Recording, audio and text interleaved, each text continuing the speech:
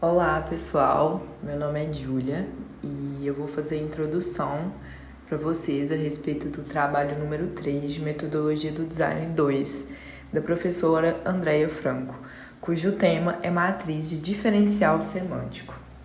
Bom, em primeiro plano, o discurso pós-moderno do design mostra como é indispensável provocar emoções e experiências no usuário para que o produto tenha um diferencial e influencie o consumidor na compra.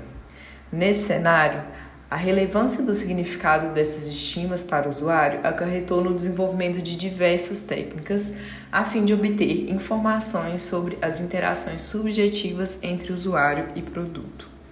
Sendo assim, o psicólogo e professor americano da Universidade de Illinois, Charles Osgood, estudou profundamente a respeito da semântica das palavras e como elas refletem nos comportamentos dos indivíduos, o que resultou na chamada psicolinguística.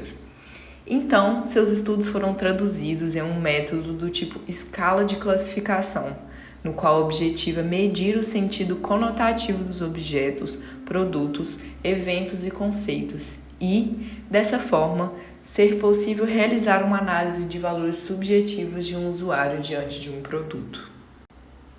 Então, a fim de investigar a percepção dos usuários, Osgood utilizou dos seguintes embasamentos para elaborar a matriz.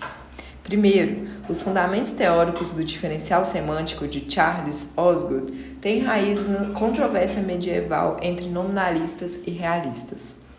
Nominalistas afirmaram que apenas coisas reais são entidades e que abstrações dessas entidades, chamadas universais, são meras palavras. Os realistas sustentavam que os universais têm uma existência objetiva independente. Ademais, o desenvolvimento deste instrumento fornece uma visão interessante sobre a área mais ampla entre a linguística e a psicologia. As pessoas têm se descrito desde que desenvolveram a habilidade de falar. A maioria dos adjetivos também pode ser usada como descritores de personalidade.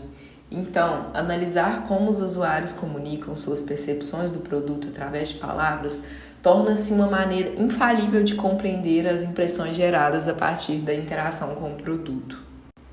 Além disso, Osgood e seus colegas realizaram uma análise fatorial de grandes coleções de escalas de diferencial semântico e encontraram 3 atitudes recorrentes que as pessoas usam para avaliar palavras e frases: avaliação, potência e atividade. A avaliação carrega mais alto no par de adjetivos bom, ruim. O par de adjetivos forte, fraco define o fator potência, e o par de adjetivos ativo, passivo define o fator de atividade. Essas 3 dimensões do significado afetivo foram consideradas universais, transculturais em um estudo de dezenas de culturas. Essa estrutura fatorial faz sentido intuitivamente. Os fatores de avaliação, potência e atividade, portanto, abrangem um sistema descritivo detalhado da personalidade. O diferencial semântico de Osgood mede esses 3 fatores. Ele contém conjuntos de pares de adjetivos como quente frio, claro escuro, bonito feio, doce amargo, justo injusto, bravo covarde, significado e sem sentido. Os estudos de Osgood e seus colegas revelaram que o fator avaliativo foi responsável pela maior parte da variância nas escalas e então relacionou isso à ideia de atitudes. Bom dia, boa tarde, boa noite. Depende de quando vocês estiverem vendo esse vídeo. Bom, agora eu vou falar um pouco sobre a matriz de diferencial semântico. O diferencial semântico é uma das escalas mais utilizadas na medição de atitudes. Um dos motivos é a versatilidade dos itens. Os pares de adjetivos bipolares podem ser usados para uma ampla variedade de assuntos. E como tal, a escala é chamada por alguns de a bateria sempre pronta, do pesquisador de atitude. Uma forma específica do diferencial semântico, método de semântica projetiva, usa apenas os substantivos mais comuns e neutros, que correspondem aos 7 grupos. Fatores de escalas de adjetivo mais consistentemente encontrados em estudos transculturais. Avaliação, potência, atividade como encontrada por Osgood e realidade. organização, complexidade, limitação, como encontrado em outros estudos. Nesse método, 7 grupos de escalas de adjetivos bipolares correspondem a 7 tipos de substantivos.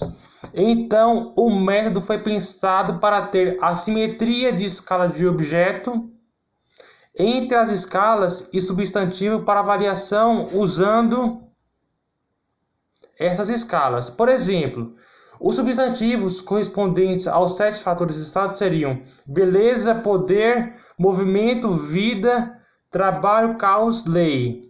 Esperava-se que a beleza fosse avaliada inequivocavelmente como muito boa nos adjetivos das escalas relacionadas à avaliação, a vida como muito real nas escalas relacionadas à realidade, etc. No entanto, desvios dessa matriz simétrica é muito básica e podem mostrar vieses subjacentes de 2 tipos: viés relacionado às escalas e viés relacionado a objetos. Esse processo, OSS, teve como objetivo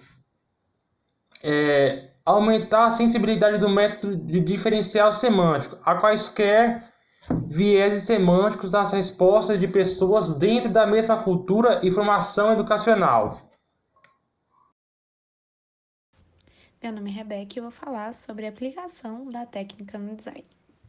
Então, a técnica matriz de diferencial semântico, ela é utilizada no design através da observação da análise do existente.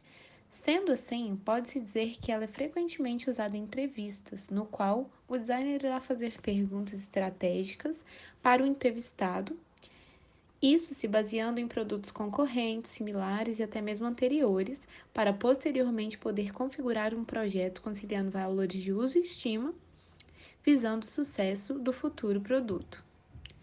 Outra possibilidade da aplicação dessa técnica é, ao invés de o designer entrevistar o cliente, perguntando a ele se tal material a ser implementado no projeto é caro, barato ou feio, bonito, é o próprio designer que elabora uma espécie alternativa de brainstorm, pois, ao invés de expressar todas as ideias possíveis, ele irá classificar em adjetivos, o que pode ficar bonito, feio, barato, caro, melhorar, piorar no projeto. Segue agora um exemplo prático de como a matriz do diferencial semântico poderia ser aplicada no design. Bom, um experimento foi elaborado para o caso particular de cadeiras e poltronas. Dados foram coletados por meio de opiniões subjetivas obtidas a partir da aplicação da técnica do diferencial semântico.